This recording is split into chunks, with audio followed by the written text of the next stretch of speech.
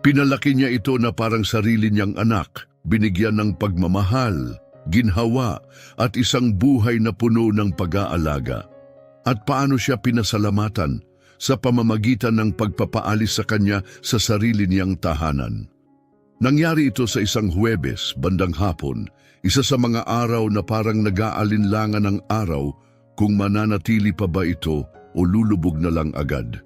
Nakatayo si Mariah sa kanyang beranda, suot ang luma niyang tsinelas, hawak ang isang reusable bag na may lamang mainit na rotisserie chicken, ilang dilata ng beans at isang tinapay.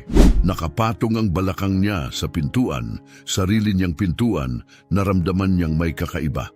Ayaw umikot ng susi, sinubukan niya ulit, mas dahan-dahan, pagkatapos mas mabilis, binaliktad pa niya, iniisip na baka siya lang ang nagkakamali. Pero hindi kamay niya ang may problema. Pinalitan na ang kandado bago ang deadbolt. Kumatok siya, una ay marahan, pagkatapos ay mas malakas, gamit ang kamao habang hawak pa rin ang bag ng grocery. Suot pa rin niya ang malambot na asul na kardigan, yung laging may amoy na lavender.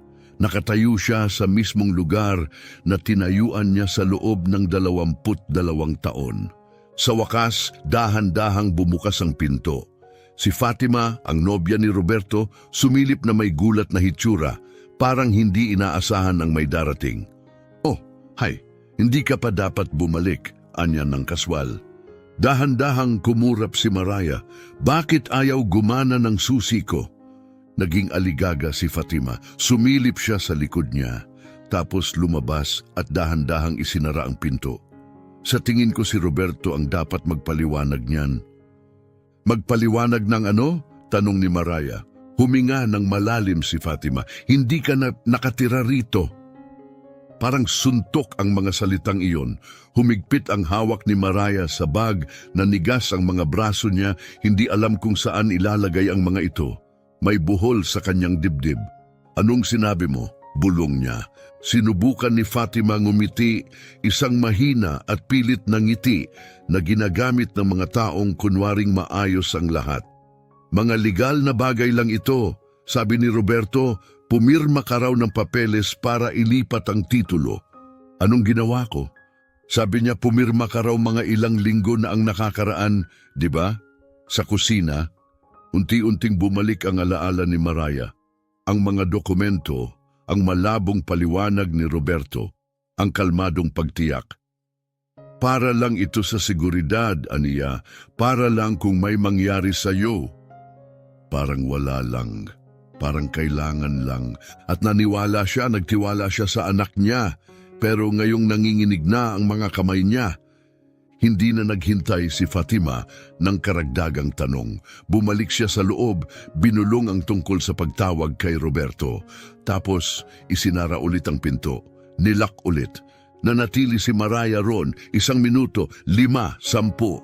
Walang nagbukas ng pinto at hindi na siya kumatok muli. Dahan-dahan siyang bumaba sa mga hakbang, hawak pa rin ang manok na parang isang mahalagang bagay. Hindi niya alam kung saan siya pupunta, pero isang bagay ang sigurado, hindi na siya babalik sa loob. Dahil hindi lang bahay ang kinuha ni Roberto, mas personal pa. Pero magsisimula ng maalala ni Mariah ang lakas na muntik na niyang makalimutan. Bago pa ang pagtataksil na ito, bago pa ang mga pirma at si Fatima at ang nakalock na pinto, si Mariah ay higit pa sa isang babae sa isang bahay. Isa siyang ina. Hindi lang sa kung sinong bata, kundi sa isang batang walang ibang gustong kumuha. Noong 1996, nagtatrabaho siya sa gabi sa St. Joseph's Hospital sa Jackson, Mississippi. Isang nurse sa ward, matatag, malakas at tahimik. Matapos ang 2 pagkalaglag at nabigong IVF, tinanggap na niyang wala siyang magiging anak.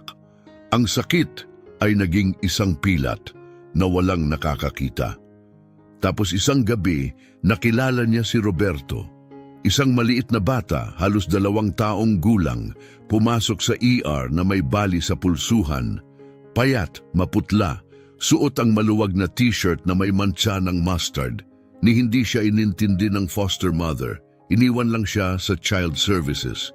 Hindi balak ni Mariah mag-ampon, pero minsan hindi humihingi ng permiso ang tadhana. Minsan, iniaabot nito sa iyo ang isang bata at sinusubok kung kayang talikuran. Hindi nagsalita si Roberto sa loob ng ilang araw. Kumakapit siya sa uniforme ni Mariah na parang baging sa pader. Hindi siya kumakain kung hindi siya tinutulungan. May kung anong koneksyon sila at sapat na yon kay Mariah. Pagkalipas ng 2 buwan, sinimulan na niya ang proseso ng pag-aampon. 6 na buwan pa at opisyal na anak na niya si Roberto. Akala ng iba nagkakamali siya. Isang single na itim na babae sa huling bahagi ng kanyang 30, mag-aampon ng puting batang may emosyonal na suliranin. Girl, sinusubukan mong sagipin ang buong sistema? Tanong nila. Hindi, sagot niya. Itong isa lang. Ibinigay ni Mariah kay Roberto ang lahat ng hindi niya naranasan. Isang kwarto na may kama na race car, mga baon na may pangalan niya, mga aralin sa piano, klase sa paglangoy, weekend sa zoo. May hika siya, kaya't pinahanap ni Mariah ang pinakamahusay na doktor. Nahihirapan sa pagbabasa, kumuha siya ng tutor. Tinuruan pa niya si Roberto magtirintas gamit ang action figures para kung sakaling magkaroon siya ng anak na babae. Tiniyak niyang nagpapadala ito ng thank you note kada holiday. Hindi siya nawala ni minsan sa meeting ng mga guro. Pero hindi lahat naging madali. Habang lumalaki si Roberto, nagbago ang lahat. Sa middle school, nagsimula na siyang magtanong, bakit hindi tayo magkamuka? Bakit nakatitig ang mga tao? Bakit sinasabi ng lahat na ampun ako? Isa lang ang sagot niya, ampun ka, ba't anak pa rin kita? Parang hindi siya kailanman nasiyahan doon. Pagdating ng high school, lumayo siya. Sa kolehiyo, bihira na siyang umuwi at kung umuwi man, panandalian lang. Minsan, dumadalaw si Roberto ng isang gabi lang. Minsan para sa hapunan, magpapakawala ng mabilis na, "Hey mama," bago agad bumalik sa cellphone niya. Pero hindi kailanman nagsalita si Mariah tungkol doon. Palaging bukas ang ilaw sa beranda. Hindi niya ginalaw ang lumang kwarto ni Roberto at patuloy siyang naniwala na ang pagmamahal, yung totoo, matatag, kahit tahimik, ay sapat na. Nang pumanaw ang asawa niya parang may nagbago. Mas madalas nang dumalaw si Roberto. Sa simula, akala ni Mariah ay suporta iyon. Tinutulungan siyang magputol ng damo, linisin ang alulod, siguraduhing iniinom niya ang gamot sa alta presyon. Minsan, isinasama niya si Fatima at magkasama silang nauupo sa beranda habang si Mariah ay nagluluto ng cornbread at nanonood ng mga rerun ng Jeopardy. Akala ni Mariah ay nagkakalapit na ulit sila. Akala niya'y paghilom yon. Pero hindi bumalik si Roberto para buuin ang relasyon nila. Bumalik siya para sukatin ang maaring makuha. At nang maunawaan yon ni Mariah, wala na ang pangalan niya sa titulo at ang tiwala niya ay napalitan ng kaginhawahan para kay Roberto. Pero ang isang ina hindi nakakalimot at inuulit-ulit na ni Mariah sa isipan ang bawat sakripisyong ibinigay niya. Gabing iyon hindi siya lumayo. Natulog siya sa loob ng kanyang kotse. 2 kanto ang layo mula sa dati niyang bahay. Malapit ito sa hanay ng mga kupas na duplex.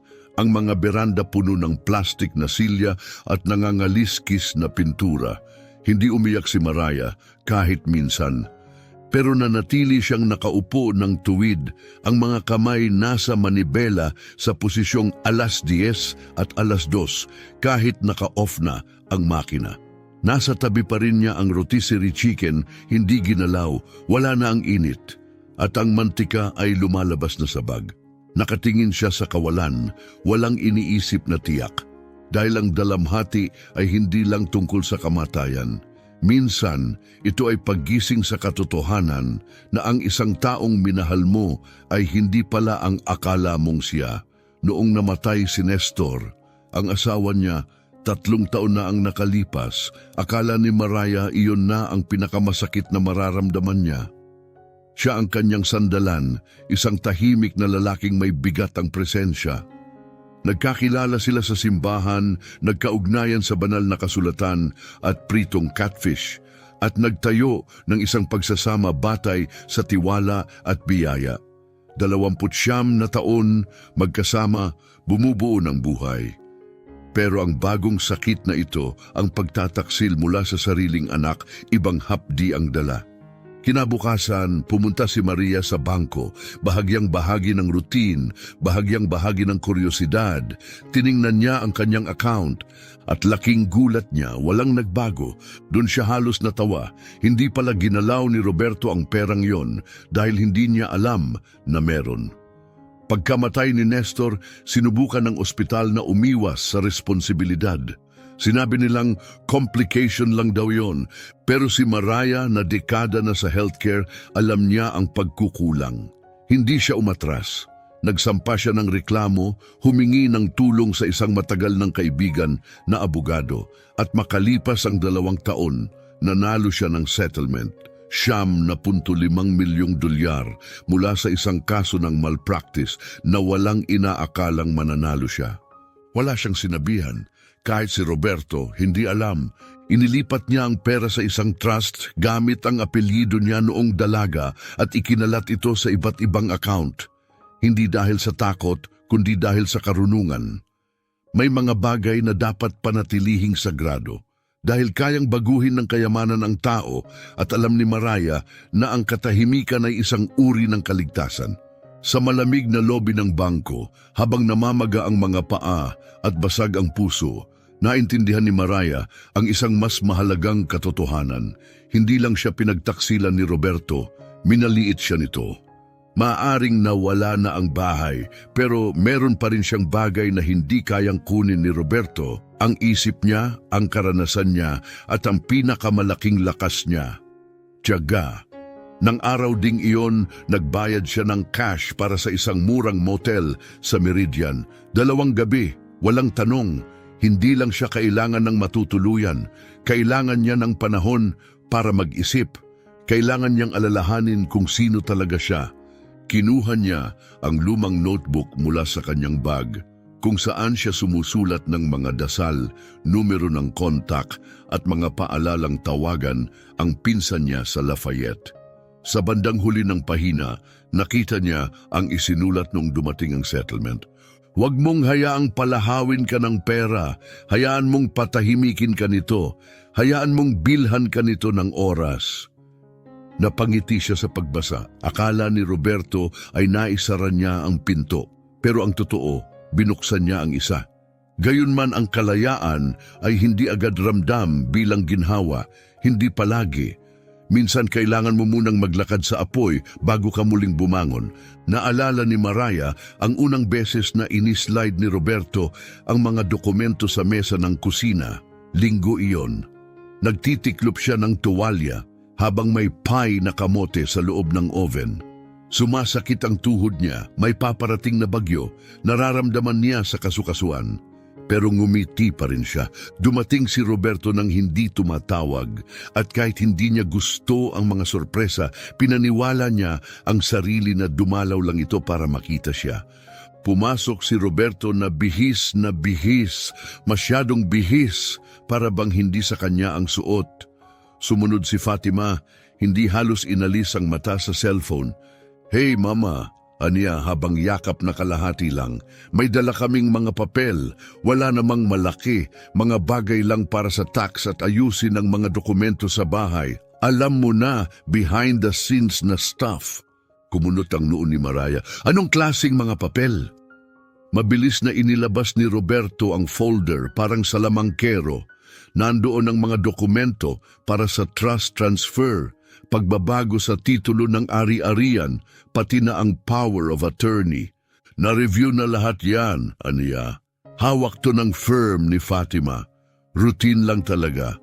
Sumingit si Fatima nang hindi tumitingin. "Para protektahan lang ang mga asset mo, Miss Carter. Para hindi na mapunta sa probate court, covered ka pa rin." Ipinatong ni Maria ang kamay sa tuwalyang nasa kandungan niya. "Hindi naman ako humiling ng kahit anong iwasan." Tumawa ng mahina si Roberto. "Alam ko. Kaya nga kami na ang bahala.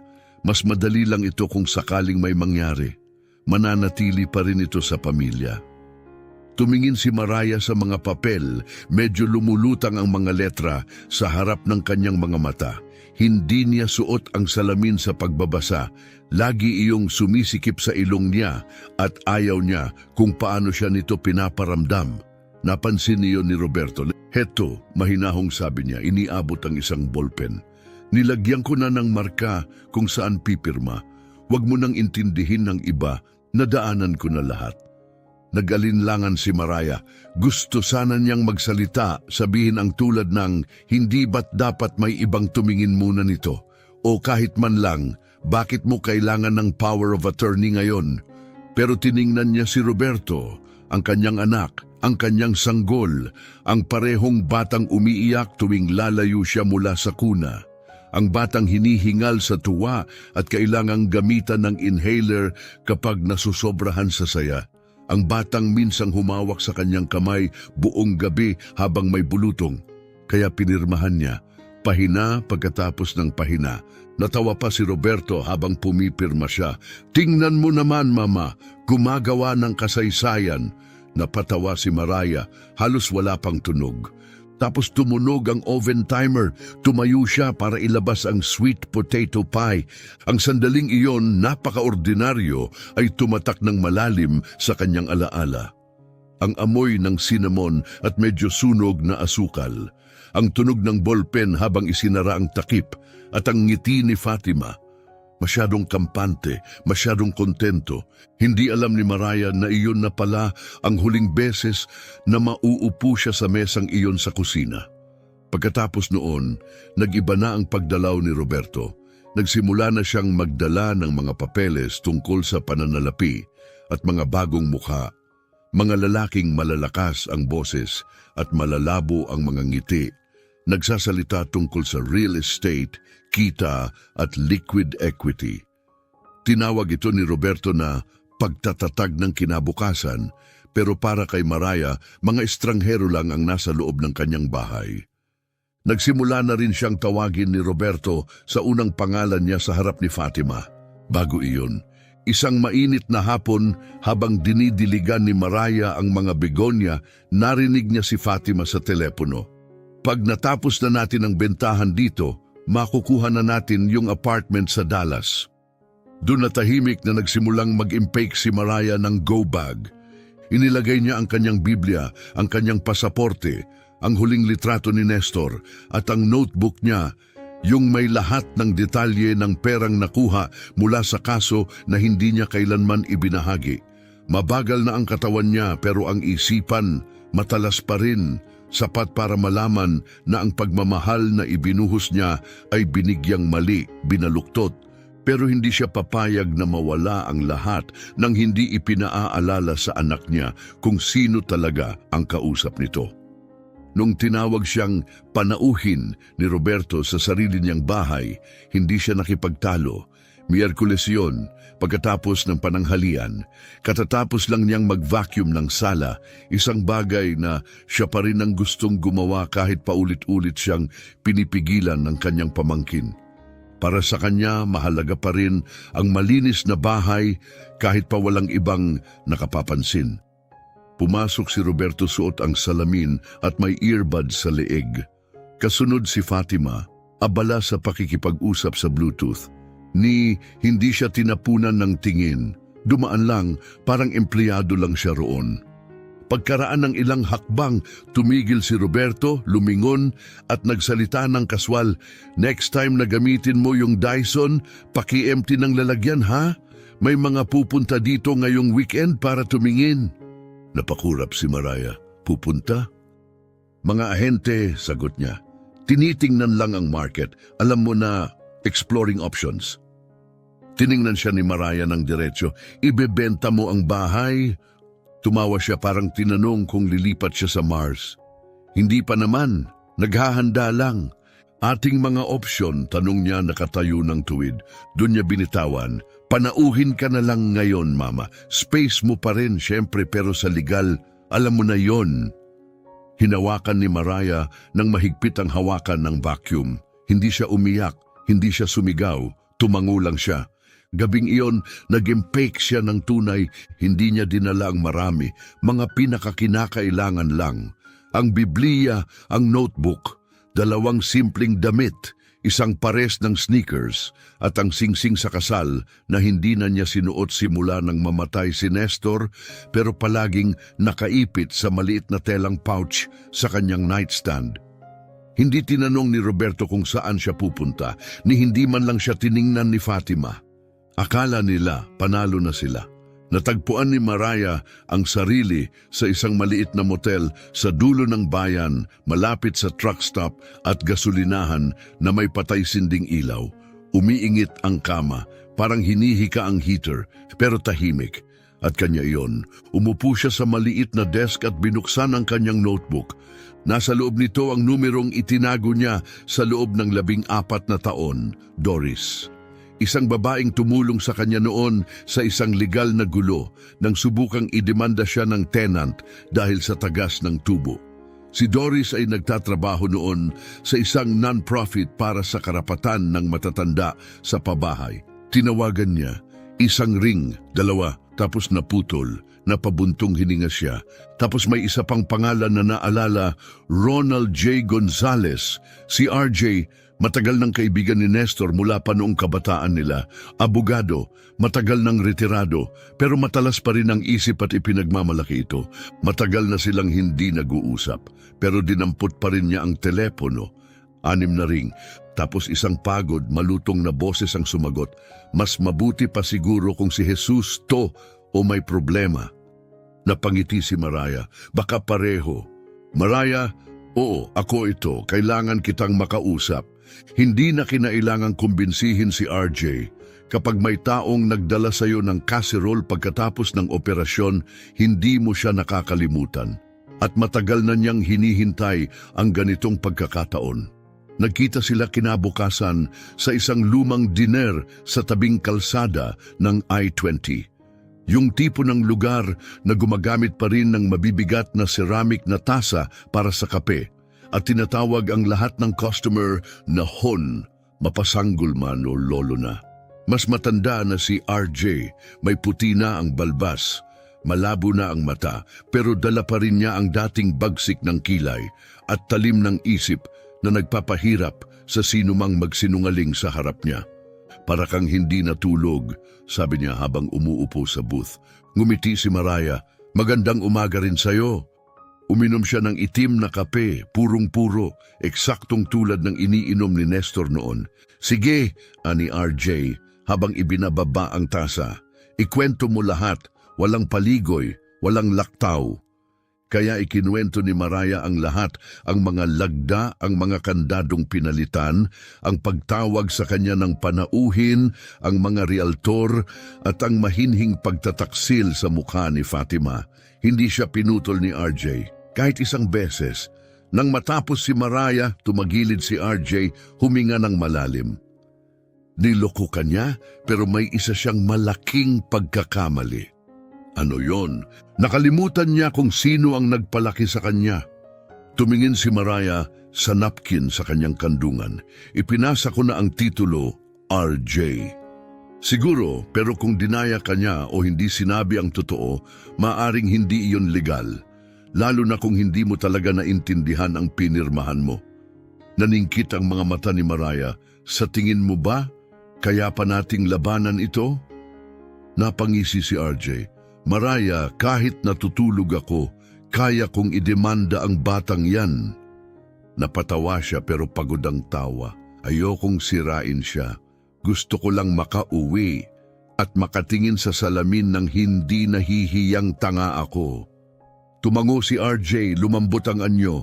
Kung ganon, huwag natin siyang sirain, turuan natin siya. Sa loob ng 2 oras, pinagdaanan nila ang bawat detalye.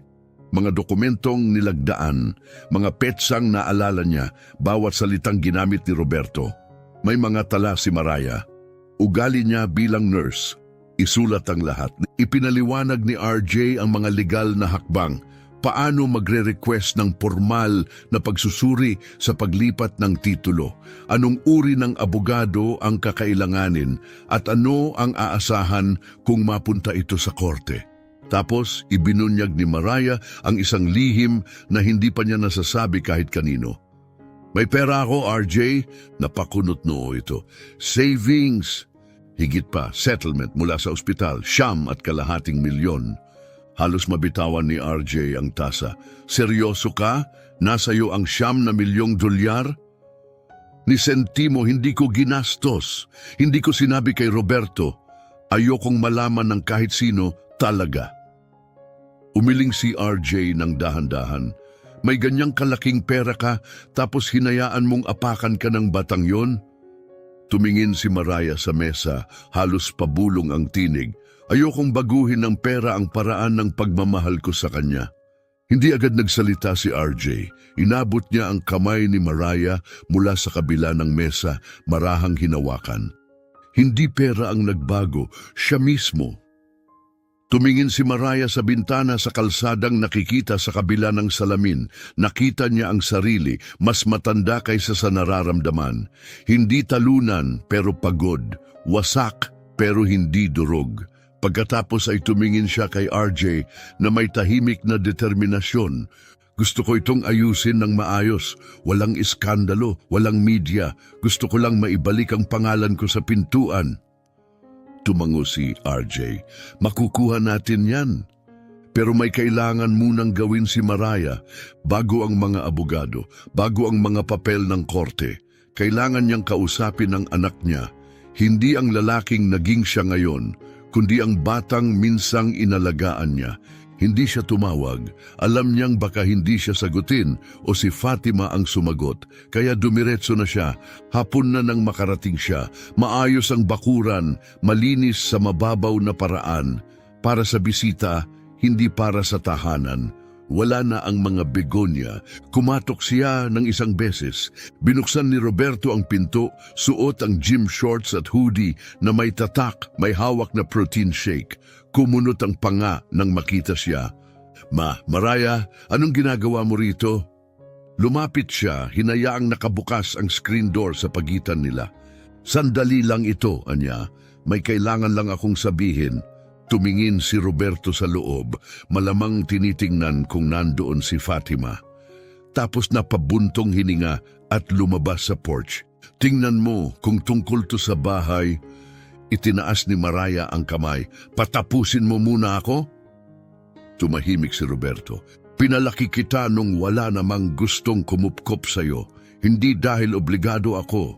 Hindi dahil gusto kong papurihan.